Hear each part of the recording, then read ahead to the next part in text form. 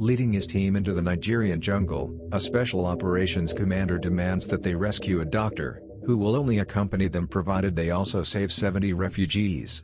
A montage of television video depicting the bloody coup that is occurring in Nigeria, bringing down the ruling family and installing rebel General Yakubu as dictator. The southern Igbo tribes are then the target of a bloody ethnic cleansing effort launched by the Fulani insurgents. Off the coast of Africa, a group of SH-60B Seahawks helicopters are approaching the USS Harry S. Truman, as well as a news reporter covering the coup from the flight deck. The news that rebels fighters had killed every member of the presidential family cuts short his report.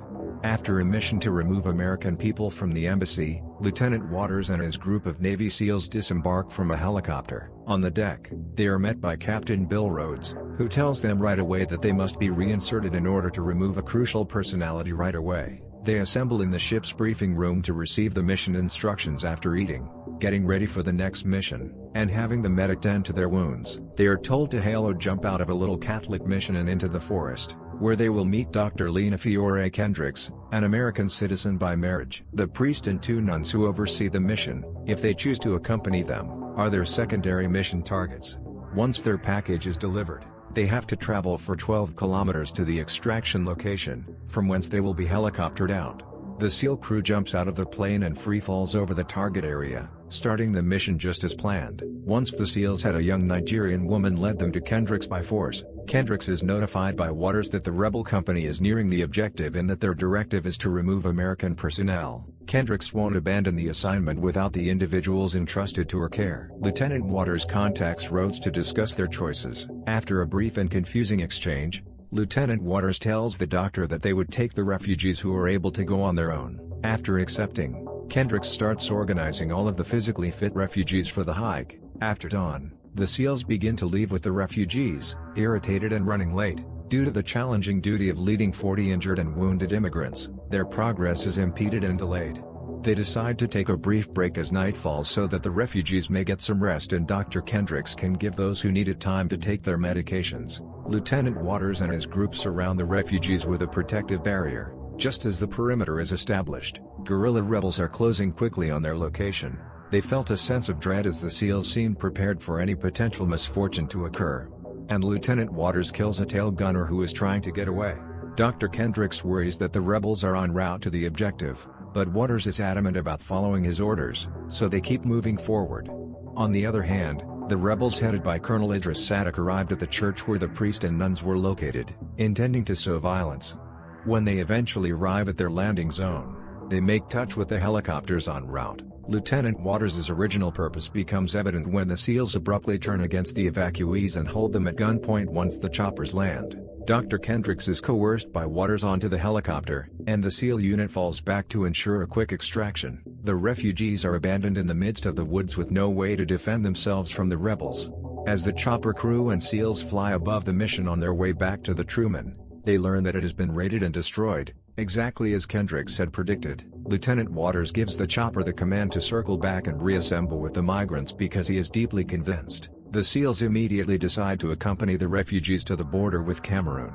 Using satellite scans of the area, the SEALs learn during the mission that they are being followed by a sizable contingent of rebel forces. The SEALs are mysteriously being tracked by their pursuers with surprising success. They come onto a little village that is being demolished and whose occupants are being executed, raped, and killed by rebel soldiers as they keep trying to flee and avoid the rebels. Lieutenant Waters tells the refugees to stay on the high ground as his group attacks the settlement, realizing they have a chance to halt it. With surgical precision, they carry out their strategy and eliminate the threat.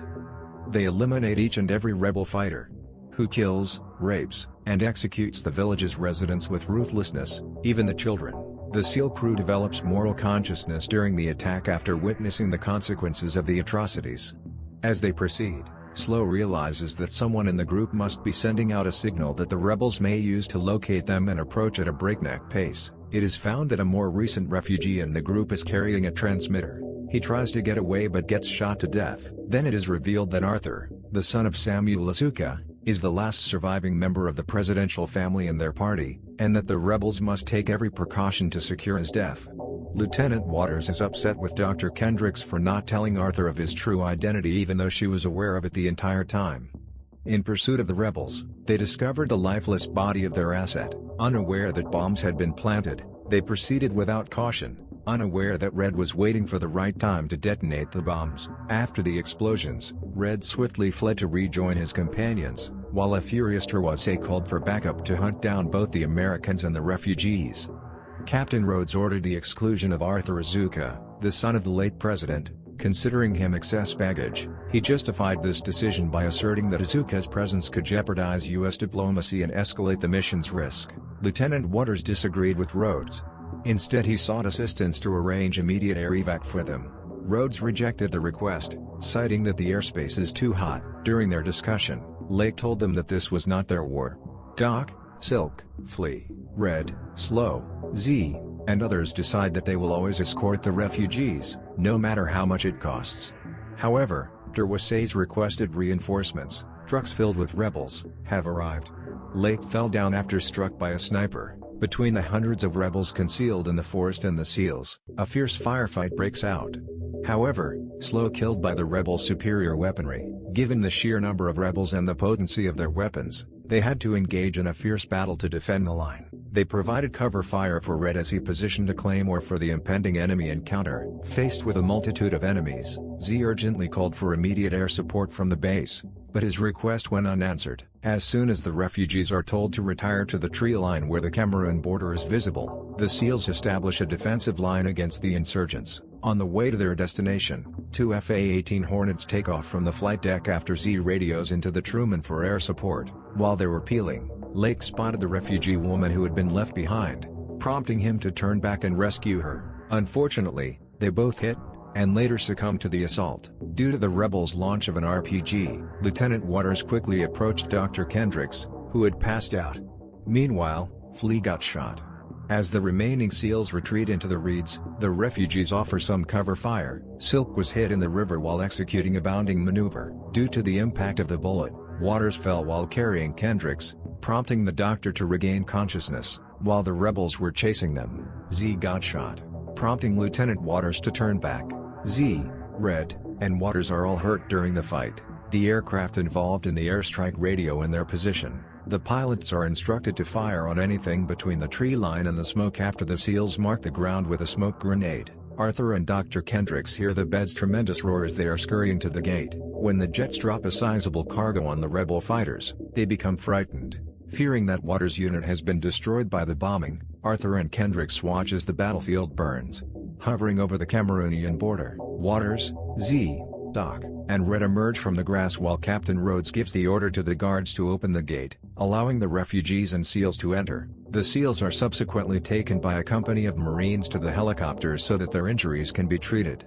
Leaving on the same helicopter as Waters, Dr. Kendricks bids her friends farewell. The refugees acknowledge Arthur as the tribal king and legitimate heir to Nigeria in the last scene, and he lifts his hand and exclaims, "Freedom!" as his fellow Nigerians rejoice all around him. "The only thing necessary for the triumph of evil is for good men to do nothing," is attributed to Edmund Burke. For more videos similar to this, don't forget to subscribe and enable notifications. Thank you for watching.